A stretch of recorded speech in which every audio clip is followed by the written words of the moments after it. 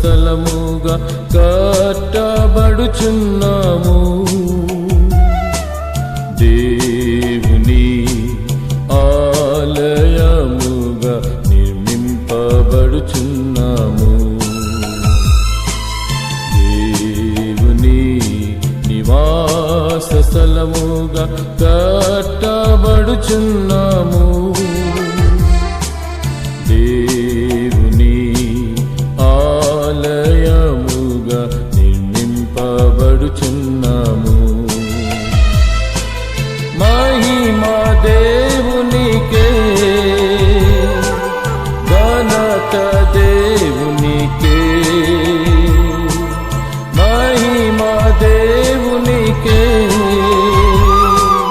ఘనత దేవునికే. దేవుని నివాస స్థలముగా కట్టబడుచున్నాము. దేవుని ఆలయముగా నిర్మింపబడుచున్నాము.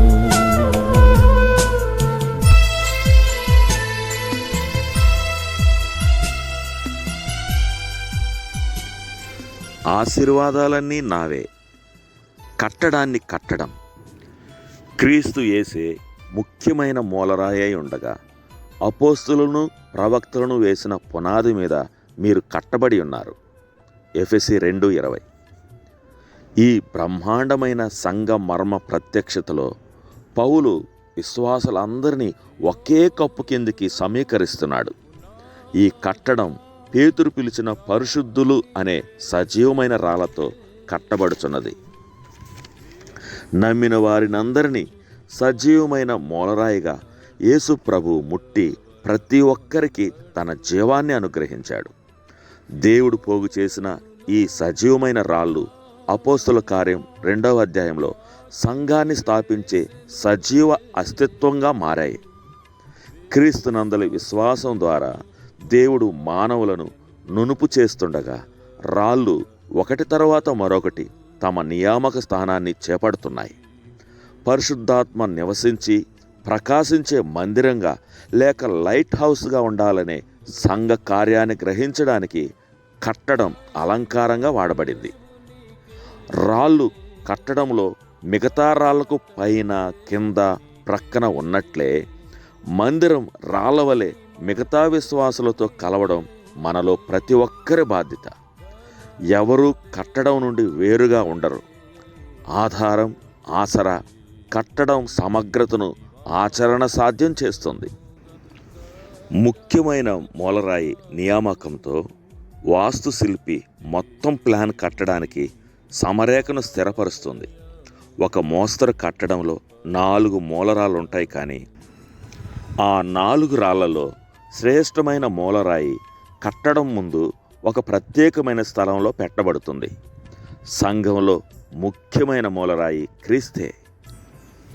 ప్రాచీన కట్టడాల్లో ఈ ముఖ్యమైన రాయి కట్టడం కొలతలు నిర్దిష్టాల్లో అధిక బాధ్యతను వహించే పెద్ద రాయి. పునాది నేల మీద నిర్మించబడుతుంది. అప్పుడు అతి పెద్ద రాయి దాని స్థానంలోకి కదులుతుంది.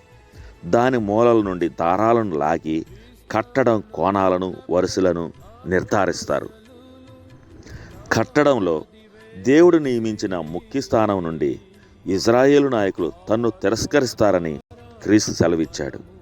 అయినా దేవుని మందిరమైన సంఘంలో అత్యంత ముఖ్యమైన రాయిగా ఆయన దేవుని చేత నియమించబడ్డాడు. ప్రతి సంఘ సిద్ధాంతం ఆయనతో ఏకీభవించాలి.